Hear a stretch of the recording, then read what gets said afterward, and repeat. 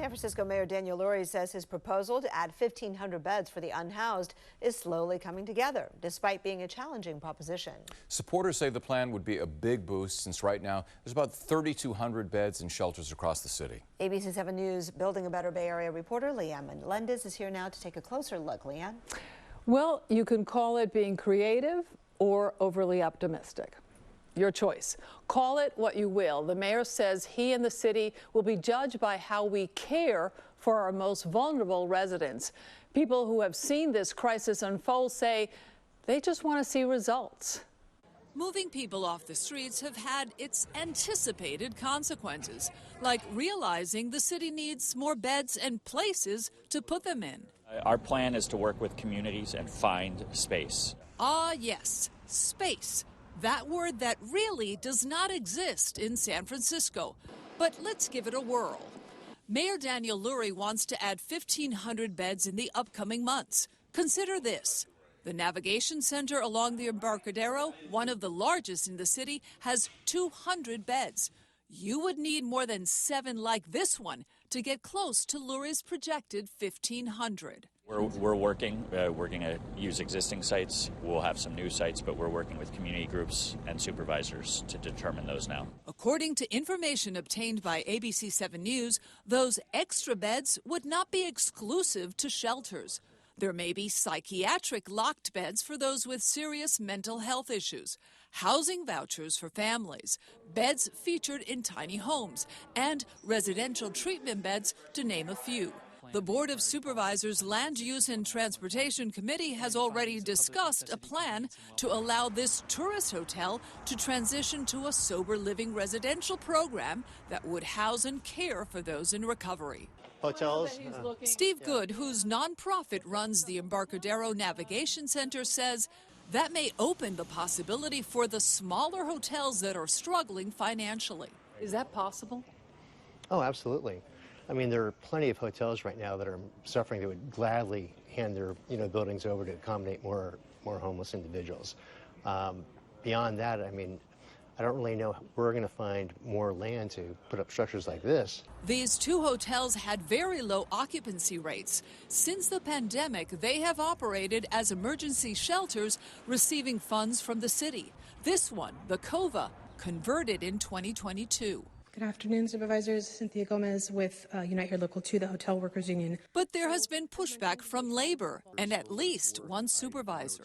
That I share concerns of labor about the loss of hotel jobs, and more broadly, I have concerns about losing tourist hotels, even if temporarily. Because here's the reality.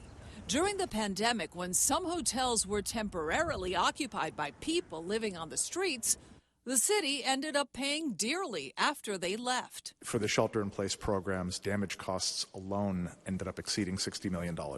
Also not clear is where will the city find the money to pay for those new locations and add the needed personnel to run them?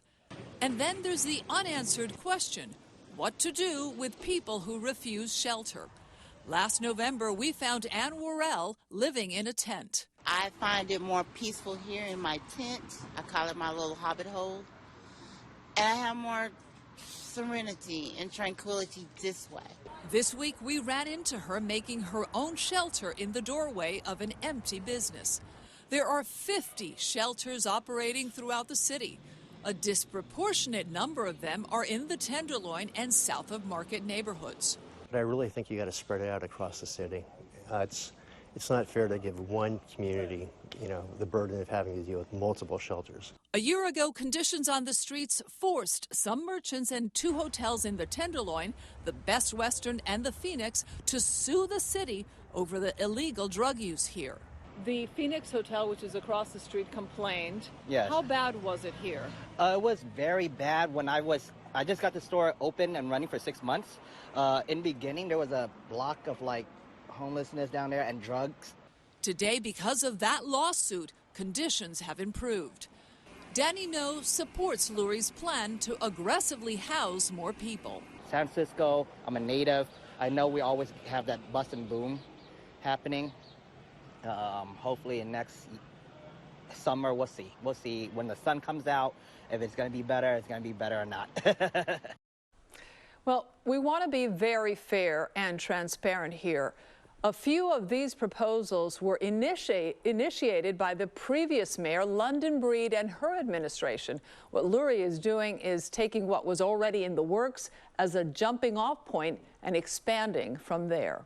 You know, while doing this story, I have to say that the one thing that struck me the most was the $60 million in repairs to these hotels during the pandemic. Yeah, and that's a large sum. People don't realize could be incurred, right? We knew that it was a lot of money because they had said that, but I had never heard the $60 million. Well, also, why that much? Well, I mean, you know, you're talking about a large number of hotels, damage to property, elevators. I mean, all that costs a lot of money. Yeah, and people that have addiction problems and are not. Yeah, because you're dealing with people who are homeless, who are addicted, who have problems with mental health issues.